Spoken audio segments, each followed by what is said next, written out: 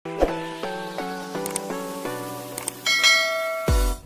friends, welcome to my channel. I am Dr. Veena Sethi, Associate Professor in Chemistry, and my today's topic is oxymercuration and demercuration reaction. Actually, we were studying electrophilic addition reactions. हम उनका mechanism देख रहे थे. उसमें मैंने already 5-7 examples अलग अलग reactions के, जैसे हाइड्रेशन, NaBH4, हाइड्रोक्सीडेशन, हाइड्रोहेलोजिनेशन, ये आपसे पहले ही डिस्कस कर लिए हैं. और आज मैं आपसे डिस्कस कर रही हूँ ऑक्सीमर्क्यूरेशन एंड डीमर्क्यूरेशन. जैसे मर्क्यूरेशन, इसमें नाम से ही लग रहा है कि इसमें मर्करी आने वाला है.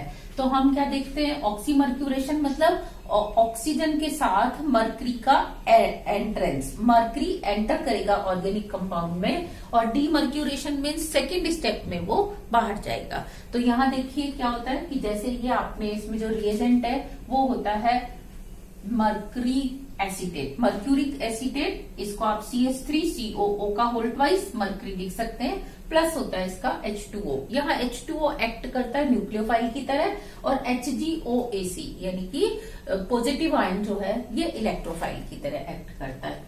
ये बनता कैसे है कि ये जो मर्करी एसीटेट है, इसमें एक ऑक्सीजन के इलेक्ट्रॉन शिफ्ट होते हैं बिकॉज ऑफ दिस. तो ये बॉन्ड ब्रेक हो जाता है, ये नेगेटिव और ये पॉजिटिव, आपको ये एसीटेट आयन और मर्करी एसीटेट मिलता है. अब जैसे आपने कार्बन डबल बॉन्ड कार्बन लिया, इसमें क्या है कि दोनों कार्बन के पास p ऑर्बिटल्स हैं अनहाइब्रिड. तो मर्करी एसीटेट का ये जो स्पीसीज है ये अटैक करती है और एक कार्बन से क्या होती है, जुड़ जाती है. इस कार्बन पे आ जाता है पॉजिटिव चार्ज. अगर यही मैकेनिज्म सही होता तो क्या होता, हम जितने भी एग्जांपल्स करते उसमें इस कार्बोनियम आयन की अगर रीअरेंजमेंट की या शिफ्टिंग की या रेजोनेंस की पॉसिबिलिटी है तो ये डेफिनेटली उसमें पार्टिसिपेट करता. लेकिन हम क्या देखते हैं, हमें इस तरीके का प्रोडक्ट नहीं मिलता. इट मीन्स कि इसने इस रूट को फॉलो नहीं किया, बल्कि इसमें क्या है, साइक्लिक मर्करी एसीटेट मिलता है. यानी कि मर्करी एट ए टाइम दोनों कार्बन से क्या करता है, साइक्लिक रिंग टाइप कंपाउंड बनाता है. अब इस कार्बन पे जो पॉजिटिव चार्ज है वो इतना ज्यादा नहीं है कि हम उसको कार्बोनियम आयन की कैटेगरी में रख सकें. वो पार्शियल डेल्टा चार्ज होता है, पार्शियल पॉजिटिव डेल्टा चार्ज होता है, जो इनफ होता है टू अट्रैक्ट इस वाटर मॉलिक्यूल को, यानी कि न्यूक्लियोफाइल को. तो ये वाटर मॉलिक्यूल इस कार्बन पे अटैक करता है और ये बन जाता है OH2 पॉजिटिव और ये HgOAC. नेक्स्ट स्टेप में क्या होता है, क्योंकि ये OH2 है, ऑक्सीजन की 3 वैलेंसी स्टेबल नहीं होती, तो आप ऐसे समझ सकते हो कि इसका ये जो हाइड्रोजन है वो अपना इलेक्ट्रॉन पेयर यहीं छोड़ के चला जाता है एज ए H+, और यहाँ पे क्या जुड़ जाता है, OH. ये जो H+ गया इस एसीटेट आयन से मिलके क्या बना देता है, एसिटिक एसिड बना देता है. तो ये वाली रिएक्शन थी मर्क्यूरेशन, ऑक्सीमर्क्यूरेशन. हमने क्या किया है, मर्करी को एंट्रेंस दिलाई है इस कंपाउंड में. अब हम इसमें देखेंगे कि इसको अगर बाहर निकालते हैं, यानी कि मर्करी को इस ग्रुप से हटाते हैं, यहाँ पे हाइड्रोजन आते हैं, लाते हैं, तो अल्टीमेट इस रिएक्शन से होने वाला क्या है, हाइड्रेशन. क्योंकि एक कार्बन पे क्या आएगा, OH, और एक कार्बन पे क्या आ जाएगा, हाइड्रोजन. तो इसका जो नेक्स्ट स्टेप होता है वो होता है डीमर्क्यूरेशन. ऑक्सीमर्क्यूरेशन रिएक्शन के मैकेनिज्म को हम इन 2 एग्जांपल से भी अच्छे से समझ सकते हैं. ये हमने लिया 2,3,3 डाइमिथाइल 1 पेंटीन, 1 ब्यूटीन.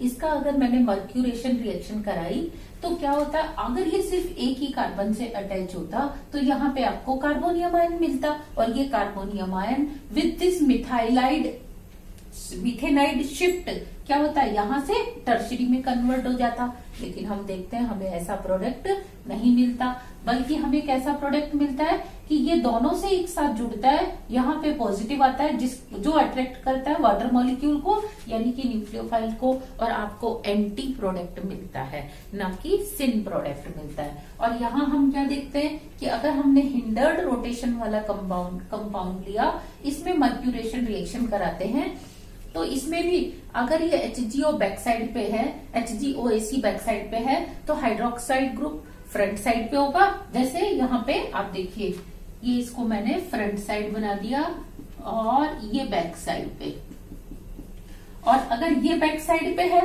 तो ये क्या होगा, फ्रंट साइड पे होता है। तो इट मीन्स हमें एंटी एडिशन वाला प्रोडक्ट मिलता है, और वो तभी पॉसिबल है जब वो इस तरीके से दोनों कार्बन से एक साथ क्या करे, साइक्लिक प्रोडक्ट या एडेक्ट बीच में इंटरमीडिएट बनाए। नेक्स्ट स्टेप जो डीमर्क्यूरेशन ऑफ रिएक्शन है, उस पे हम क्या देखते हैं कि ये आपके पास मर्क्यूरेशन रिएक्शन का, ऑक्सीमर्क्यूरेशन रिएक्शन का प्रोडक्ट था। अब आप इसका रिडक्शन करते हो सोडियम बोरोहाइड्राइड एल्कली मीडियम में, तो हम क्या देखते हैं कि इस ग्रुप की जगह यहाँ पे क्या आ जाता है, H आ जाता है और साथ में HgOAC निकल जाता है। अब हम ये देखते हैं कि ये जो H आया वो कहाँ से आया, ये आपका सोडियम बोरोहाइड्राइड से आया या वाटर से आया।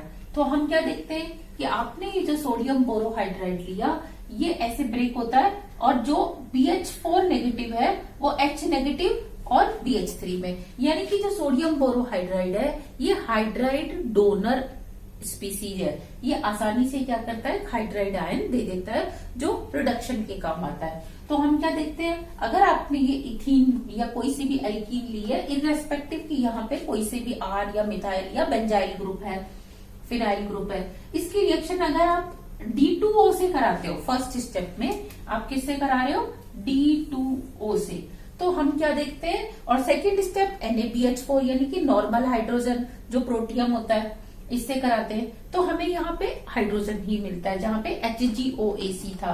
और अगर हम HgOAC H2O के साथ NaBD4 ले लें, यानी कि यहाँ पे ड्यूटीरियम ले लें, तो हम क्या देखते हैं, हमें प्रोडक्ट में HgOAC की जगह क्या मिलता है, ड्यूटीरियम। इसका मतलब यहाँ पे जो हाइड्रोजन आ रहा है वो कहाँ से आ रहा है, सोडियम बोरोहाइड्राइड से आ रहा है, ना कि वाटर मॉलिक्यूल से आ रहा है। अल्टीमेट तो हाइड्रेशन हो रहा है कि एक कार्बन पे H और एक पे क्या आ रहा है, OH। यहाँ पे एक चीज और ये नोटिस करने की है कि जैसे ही अब आप ये सेकेंड स्टेप करते हो, सोडियम बोरोहाइड्राइड से आप क्या कराते हो, इसका रिडक्शन कराते हो, तो आप क्या देखते हो कि अब जो इसकी रिजियो सेलेक्टिविटी थी, या आप इसको देखते हो कि ये सेलेक्टिव था कि सिन नहीं बनना, एंटी ही बनना है, तो हम क्या देखते हैं, अब ये उसको भी लूज कर देता है और साथ में हमें सिन प्रोडक्ट भी मिलता है। यहाँ पे चाहे हम D लेके चलते हैं तब भी हमें एंटी और सिन दोनों प्रोडक्ट मिलते हैं।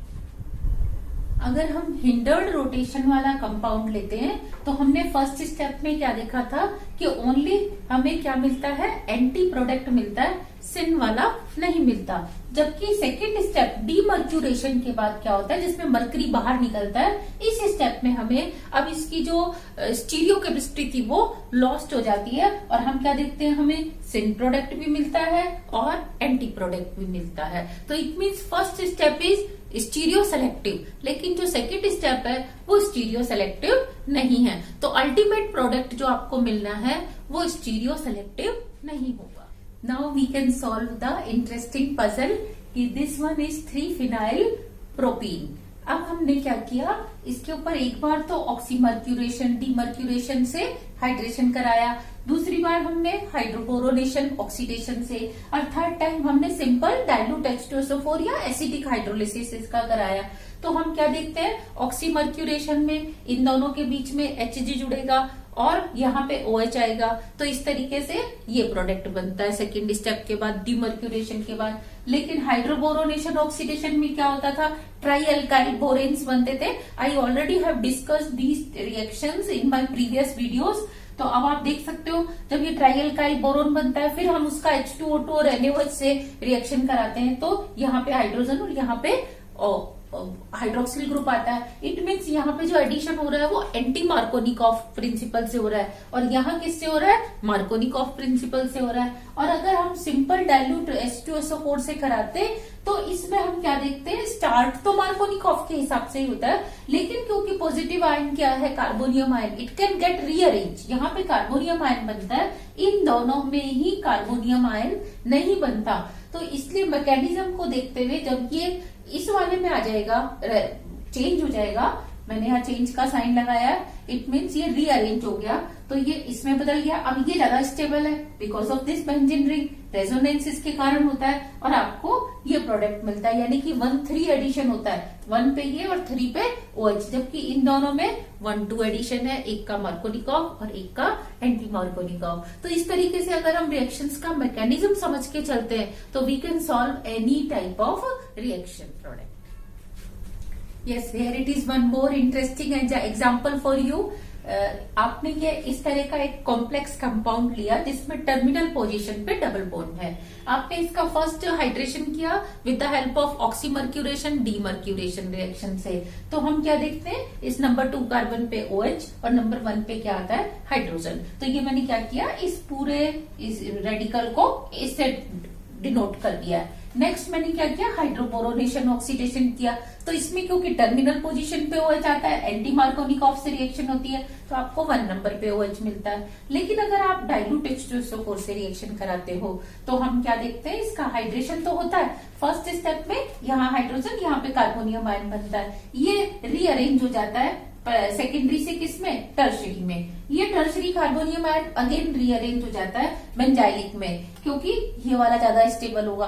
अब बेंजाइलिक के बाद भी क्या होता है, वो इस वाले कार्बन में शिफ्ट हो जाता है। वाई, क्योंकि हम बेयर स्ट्रेन थ्योरी लगती है कि अब इसमें स्ट्रेन के कारण ये जो 3 मेंबर्ड रिंग है इसमें इतना ज्यादा स्ट्रेन होता है बॉन्ड एंगल्स का कि पूरा मॉलिक्यूल इस तरीके से घूम जाता है, ऑर्बिटल्स पूरे शिफ्ट हो जाते हैं, हाइब्रिडाइजेशन भी चेंज हो जाता है, जिसके कारण क्या है, ये इसके p ऑर्बिटल से इसका p ऑर्बिटल जो है इजीली क्या कर सकता है, साइड बाय साइड ओवरलैप करके स्टेबल हो जाता है। तो हम क्या देखते हैं कि ये वाला आपको प्रोडक्ट मिलता है, यहाँ पे कार्बोनियम आयन आता है जो HSO4 माइनस और H2O से रिएक्शन करके आपको इधर OH देता है। तो आप देखो कहाँ से कहाँ कार्बोनियम आयन शिफ्ट हो गया। तो ये वाली एडिशन कितने पे होगा, ये 1 पे, 2, 3, 4, 5, 5 एडिशन रिएक्शन हो गई। अगर आप यहाँ पे डाइल्यूट H2SO4 की जगह HCl से रिएक्शन कराते तो भी रिएक्शन सेम होती, क्योंकि ये भी मार्कोनिकॉव से ही होती है, इसमें भी कार्बोनियम आयन बनता है। तो फर्स्ट आपको ये कार्बोनियम आयन मिलता है, सेकंड आपको ये, फिर ये और लास्ट में आपको यहाँ OH की जगह क्या मिल जाना था, Cl मिल जाता। तो हम क्या देखते हैं कि रिएक्शन का मैकेनिज्म अगर हमें पता है, only then we can find out the actual product of the reaction. तो फ्रेंड्स, इस तरीके से आपने क्या करना है, मैकेनिज्म्स को ढंग से अंडरस्टैंड करना है। यही हम कुछ एग्जांपल्स और समझ सकते हैं कि कौन सा कार्बोनियम आयन ज्यादा स्टेबल है और क्यों। ये थ्योरी होती है बेयर एंगल स्ट्रेन थ्योरी। जब एंगल जो है हाइब्रिड कार्बन के एंगल के हिसाब से ना होकर बहुत कम या बहुत ज्यादा होता है, तो उसमें इतना स्ट्रेन आता है कि वो कार्बन रोटेट हो जाता है और उसके ऑर्बिटल्स भी क्या होते हैं, ऑर्बिटल्स के साथ जुड़े हुए एटम्स भी वो भी अपनी पोजीशन चेंज कर देते हैं। तो इस तरीके से हमने ये साइक्लोप्रोपाइल वाली चेन देखी। इसमें इस कार्बन का देखो, वैसे तो sp3 हाइब्रिडाइजेशन है, एंगल होना चाहिए 109 लेकिन है 60। तो इतना ज्यादा इसमें स्ट्रेन होता है कि ये जो कार्बन है वो हाइड्रोजन ये इस तरीके से प्लेन के अबव आ जाता है और इसका हाइब्रिडाइजेशन ही sp2 में कन्वर्ट हो जाता है। और हम क्या देखते हैं, अब ये इसके साथ क्या कर सकता है, ओवरलैप कर सकता है, इसीलिए ये ज्यादा स्टेबल होता है किससे, बेंजाइलिक से। नेक्स्ट, अगर मैं इसका देखूं मिथाइल साइक्लोप्रोपाइल का, इसमें हम क्या देखते हैं, ये ज्यादा स्टेबल है टर्शरी से और टर्शरी वाला इससे बेंजाइलिक कार्बोनियम आयन से। नेक्स्ट है हम इसको इन दोनों को कंपेयर करें तो क्योंकि इसमें अब एरोमेटिसिटी आ गई, आप इसको अंदर हकल रूल लगा सकते हो, N+2 पाई रूल, प्लेनर, sp2 हाइब्रिडाइजेशन, सारी कंडीशंस पूरी हो रही है, इसीलिए ये ज्यादा स्टेबल है इन कंपैरिजन टू दिस। और ये ट्रोपोलियम आयन ये 7 मेंबर्ड रिंग होती है और इसमें क्या होता है, एक पॉजिटिव होता है। तो ट्रोपोलियम कैटायन जो है ये भी हकल रूल का फॉलो करता है और इसमें एरोमेटिसिटी आ जाती है, इसीलिए क्या होता है, ये बेंजाइलिक से ज्यादा स्टेबल होता है। नेक्स्ट, अगर मैं इस कार्बन पे ट्राई साइक्लोप्रोपाइल लूं तो ये लेस स्टेबल होगा। मैंने इसको इस तरीके से लिखा है, ऊपर वाला लेस स्टेबल और नीचे वाला ज्यादा स्टेबल, क्योंकि इसमें अब बीच वाली रिंग में क्या आ जाएगी, एरोमेटिसिटी आ जाएगी। तो ये थे कुछ एग्जांपल्स जिसमें मैंने समझाया है कि कौन सा कार्बोनियम आयन ज्यादा स्टेबल होगा। Friends, this was oxymercuration and demercuration reaction. अगर आपको ये टॉपिक समझ में आया, आपको अच्छे से समझ में आया, तो आई विल रिक्वेस्ट यू कि आप मेरा चैनल सब्सक्राइब करें, लाइक करें और अपने फ्रेंड्स के साथ शेयर करें। कोई आपकी क्वेरीज है वो मेरे कमेंट बॉक्स में ड्रॉप करें, so that I can solve your queries also. Thank you.